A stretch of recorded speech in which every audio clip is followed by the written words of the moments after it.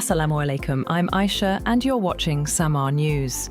Here are today's headlines.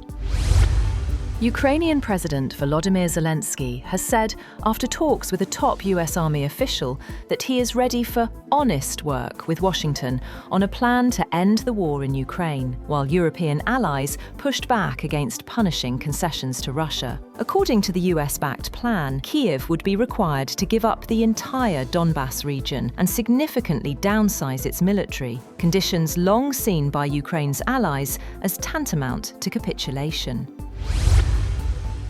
As this unfolds, the United States is reportedly pressuring Ukraine to agree to a 28-point peace framework, threatening cuts to intelligence sharing and weapons supplies. The plan includes concessions to Russia, such as ceding territory and limiting Kyiv's military. President Zelenskyy met US officials in Kyiv and spoke with allies in Britain, Germany and France as discussions continue.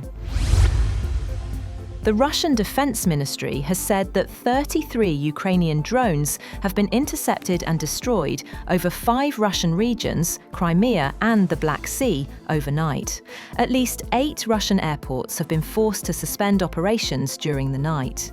2 people have been injured in the city of Slavyansk-on-Kuban in the Krasnodar region in southern Russia, and classes at schools and kindergartens had been suspended due to a drone attack. Meanwhile, the European Union says it will keep backing Ukraine as it faces Russian aggression.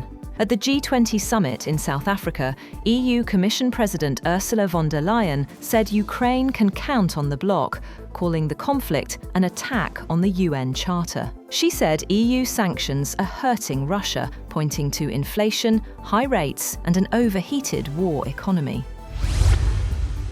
India's Tejas fighter jet crashed in front of a global audience at the Dubai Air Show, turning an aerobatic display into a fireball and another international embarrassment for the Indian Air Force. Witnesses said the aircraft lost control during a low-level turn before hitting the ground near the runway. The jet had already drawn online ridicule 2 days ago after an oil leak on the airfield. At least 3 people have been killed and several injured after a magnitude 5.7 earthquake struck Bangladesh, with buildings damaged in many areas, including Dhaka, the densely populated capital. Tremors were felt in eastern states in neighbouring India that border Bangladesh, but there were no immediate reports of major damage in either country. The United States Geological Survey said the earthquake's epicentre was in the city of Narsingdi, about 40 kilometres east of Dhaka. G20 envoys have reportedly agreed on a draft leaders' declaration ahead of this weekend's summit in Johannesburg, finalised without US input. The Trump administration is boycotting the meeting over disagreements with South Africa's agenda. President Ramaphosa said talks with Washington were ongoing, though the White House denied it. The summit begins November 22nd.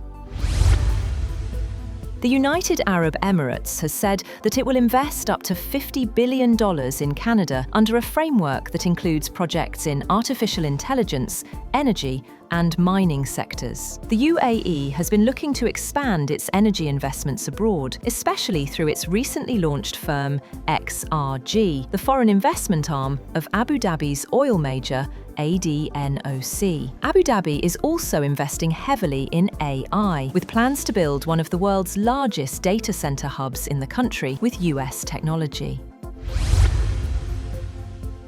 The UK government has announced major new restrictions to its immigration system, including a plan to double the qualifying period for permanent residents.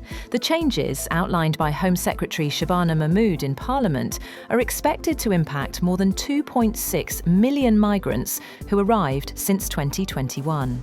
Under the proposed overhaul, the qualifying period for indefinite leave to remain, ILR, the right to live and work in the UK permanently, will be extended from 5 to 10 years.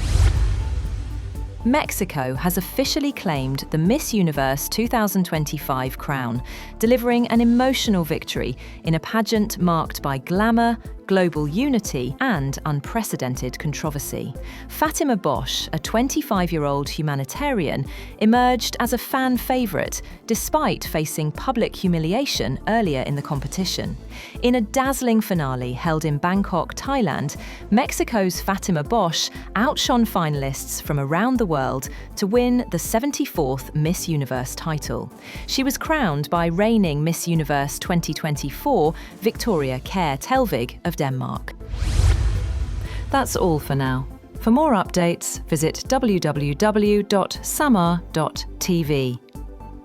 Thank you for watching Samaa News.